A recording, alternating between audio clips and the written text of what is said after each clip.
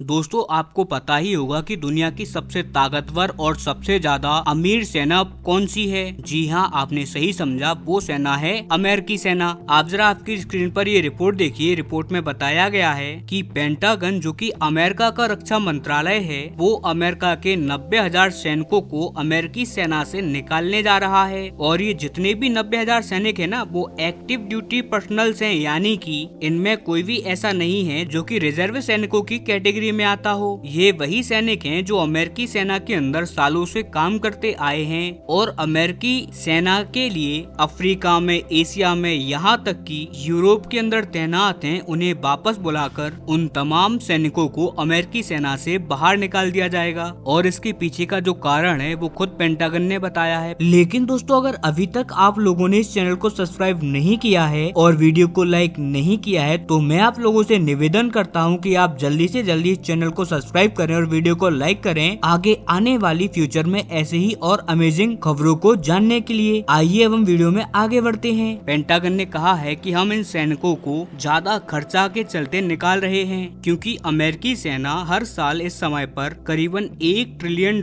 के करीब खर्च करती है अपनी सेना के ऊपर, और इसका सीधा असर पड़ता है अमेरिकी सेना के कर्जे पर। और जैसा कि सब जानते हैं कि अमेरिका का कर्ज करीबन $36 ट्रिलियन को भी पार कर चुका है, जो कि बहुत ज्यादा है। उदाहरण के लिए भारत की जो टोटल जीडीपी है वो ही करीबन $4.2 ट्रिलियन है, और वहीं अमेरिका का कर्ज है $36 ट्रिलियन का। अब ऐसे में अमेरिका इस कर्जे को लिमिट करना चाहता है, और ऐसे में अभी जो अमेरिकी कर्ज के बढ़ने की रफ्तार है वो उसे लिमिटेड करना चाहता है। और जब कर्ज खत्म होगा वो तो फिर दूर की बात है। लेकिन फिलहाल के सिनेरियो में अमेरिका ने साफ कहा है कि अभी हम अपने आर्थिक कर्ज से जूझ रहे हैं और उसे हम कम करना चाहते हैं। अमेरिका की सेना में 8% के बजट को कम करने का ऐलान कर दिया गया है। आई एम श्योर बहुत सारे ऐसे देश हैं जिनके लिए 8% कोई ज्यादा बड़ी संख्या नहीं है, लेकिन मैं आपको बता दूं कि अमेरिका के लिए 8% की राशि बहुत ज्यादा ह्यूमंगस है, क्योंकि 8% का मतलब है कि ये करीबन 60 से लेकर $65 अरब अपनी सेना के खर्चे से काटेंगे। और जो लोग नहीं समझे कि इसकी महत्वता क्या है, तो भारत का जो तीनों सेनाओं का मिलिट्री बजट है एक साल का,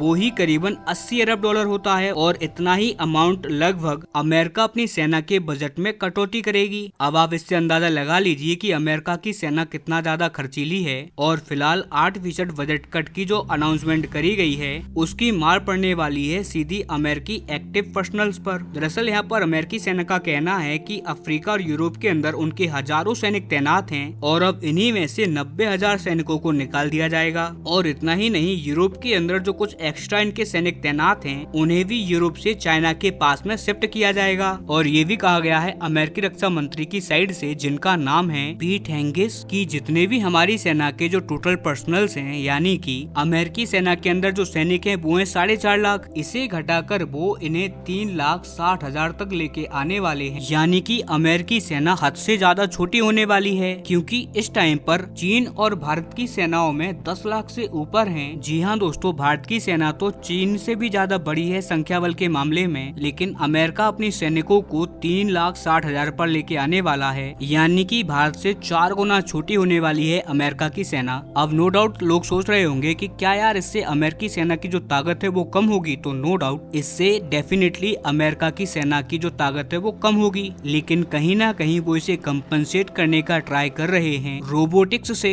अमेरिका अपनी सेना के अंदर ज्यादा से ज्यादा रोबोटिक्स ला रहे हैं, ताकि वो सारे काम जो कि फालतू हैं और सैनिक करते हैं, और वो फालतू काम लड़ने के अलावा वाले काम हैं, जैसे कि हथियारों का मेंटेनेंस करना, या फिर सेना के जो बेस हैं उन्हें गार्ड करना, यानी कि उनका रख रखाव करना। इन्हीं सारी चीजों के अंदर ही कई सारे हजारों सैनिक तैनात हैं। अब उनकी जगह पर रोबोटिक्स को लाया जाएगा, ताकि जो सेना का कार्य है वो मात्र हथियारों का चलाना रहे। ये पूरी उनकी प्लानिंग है। हालांकि ये प्लानिंग कई सारे देशों ने अपनाई है, लेकिन बहुत ही लिमिटेड कंट्रीज हैं जो कि इस राह पर चलकर सफल हो पाए हैं। हाँ, सभी लोग ये जरूर कहते हैं कि ये मॉडर्नाइजेशन की तरफ एक कदम है, लेकिन रियलिटी तो ये है कि ये मॉडर्नाइजेशन कई सारे देशों पर भारी पड़ा है। स्पेशली ये उस टाइम पर इन्हें भारी पड़ता है जब कोई युद्ध होता है, क्योंकि युद्ध के दौरान ये रोबोटिक्स के प्लान नॉर्मली फेल होते हुए दिखाई दिए हैं। और फिर जब ये प्लान फेल हो जाता है तो ऐसे देश हजारों की संख्या में आपातकालीन सैनिकों की भर्तियां निकालते हैं, और फिर अचानक से सैनिकों को भर्ती किया जाता है, और ऐसे में वो सारे के सारे न्यू